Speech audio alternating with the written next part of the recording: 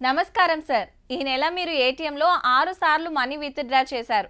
మీ limit దాటారు కాబట్టి అకౌంట్లో ఛార్జీలు కట్ చేయడం జరిగింది. మినిమం బ్యాలెన్స్ పెట్టనందుకు ఈ నెల మీకు పెనాల్టీ వేయడం జరిగింది. మా బ్యాంకు ఏటీఎం వాడుతున్నందుకు గాను మీరు తప్పకుండా ఈ ఛార్జీలు కట్టవలసినది. లేనిచో మీ కార్డు బ్లాక్ చేయబడును. గిట్లుంటది బ్యాంకోళ్ళ కథ. ఆళ్లకు రావాల్సిన కాడ అన్ని పక్కా చెకింగ్ చేసుకుంటారు. అయితే ఏం డ్యూటీలు చేస్తున్నారాయా? అకౌంట్లు ఊడ్చేస్తుంటే అగుపడతలేదా? లేకుంటే ఆ బడివేగాలతోటి మీరు గిట్లా చేతులు కలిపిరా అని బ్యాంకులను ఆర్పారార్చుకున్నది దేశం పెద్ద కోర్టు. డిజిటల్ అరెస్ట్ పేరు మీద 5 ఏళ్లలో 54,000 కోట్లు కొట్టేసిరంటే చూడండిగా. ఓ చిన్న రాష్ట్రం బడ్జెట్ అంత పైకము.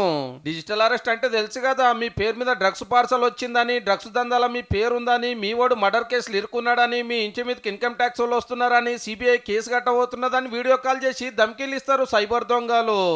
కేసు కావద్దంటే మాకు పైకం పంపురి, లేకుంటే మీ ఇష్టం అని బుగులు పట్టిస్తారు. సల్లా చెమటలు పట్టి ఎంబటే బ్యాంకు కురికి లక్షలాలు చెప్పిన అకౌంట్ కు పంపిన వాళ్ళు బొచ్చాడు మంది. అగో గాడ లాపరవ చేస్తున్నారట బ్యాంకు వాళ్ళు. గింత పైకం ఎవలకు ఎందుకు పంపుతున్నారని వివరాలు అరుచుకోకుండానే ఓకే చేస్తున్నారు. మరి ఏహే మాకెందుకని లైట్ తీసుకున్నందుకు పబ్లిక్ మునుగుతున్నారని కోర్టు గరం అయ్యింది.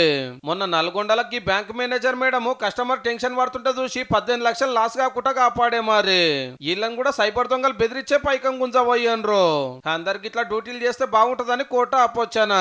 మినిమం బ్యాలెన్స్ అని, మెసేజ్ల ఛార్జీలని, అదని ఇదని గట్టిగానే గుంజేటోళ్ళు కస్టమర్ల పైకం కాపాడకుంటే ఎట్లా? మరి ఏదున్నా పోలీస్ స్టేషన్ కు రమ్మంటారు, లేదంటే పోలీసులే మీ ఇంటికి వస్తారు కానీ ఫోన్లు చేసి బెదిరియరు, పైసలు ఇస్తే మాఫీ చేస్తామన్నారు. ఇది పక్కా యాద పెట్టుకోండి జరా.